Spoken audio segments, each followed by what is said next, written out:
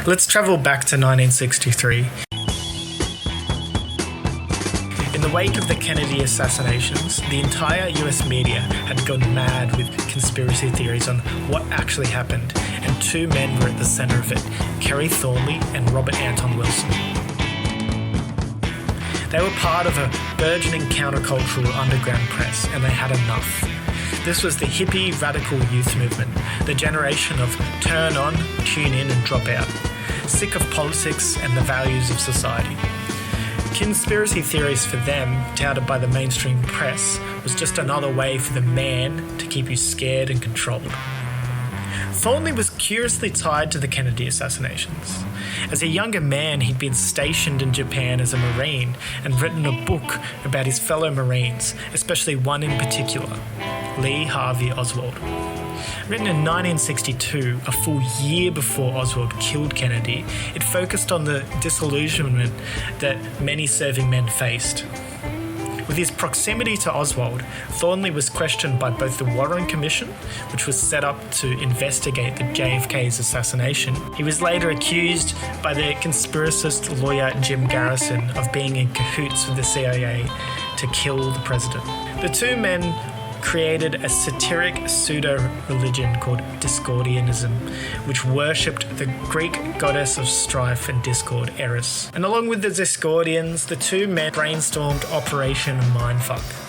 See, they thought they could inoculate people to conspiracy theories by pushing the most outrageous and unbelievable claims, kind of like out-crazying the crazy. Allegations so insane that the general conspiracy theorist would have to choose to either be skeptical or believe everything. Decades later, Wilson would describe this choice as chapel perilous. In his words, researching occult conspiracies, one eventually faces a crossroad of mythic proportions, called chapel perilous in the trade. You come out the other side either a stone paranoid or an agnostic. There is no third way. I came out an agnostic. So what was the most outrageous conspiracy theory that they could think of? The two men chose an obscure utopian secret society that operated in Bavaria in the late 18th century. And you might have heard of them, the Illuminati. Their thinking was, who in their right mind would truly believe that this old and unknown society could truly be controlling public figures in the 1960s America?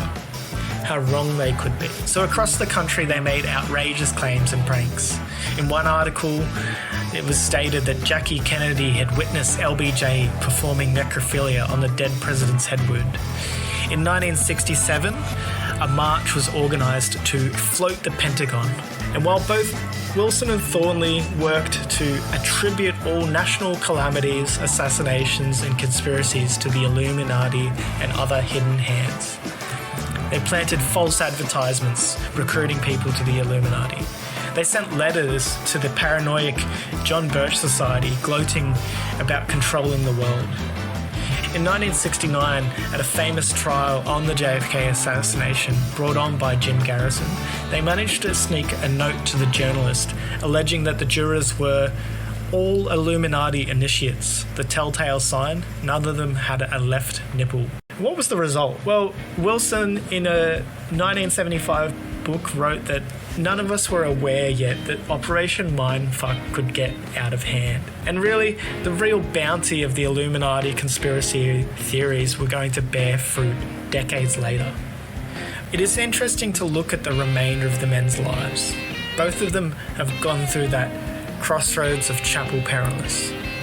Wilson continued writing and penned the Illuminatus trilogy, his most famous work, and continued to rail against the man, while Thornley went the other route. After years of drug abuse, addiction and homelessness, he became convinced that he actually was involved in a conspiracy to kill Kennedy, along with Oswald, the CIA, Charles Manson, and two other codenamed assassins. Thornley ended his days as a drug-addicted, wandering vagrant, and the pair's avant-garde and surreal experiment backfired spectacularly. It fueled a revitalised interest in secret societies and the Illuminati. We are living in the land of the paranoid.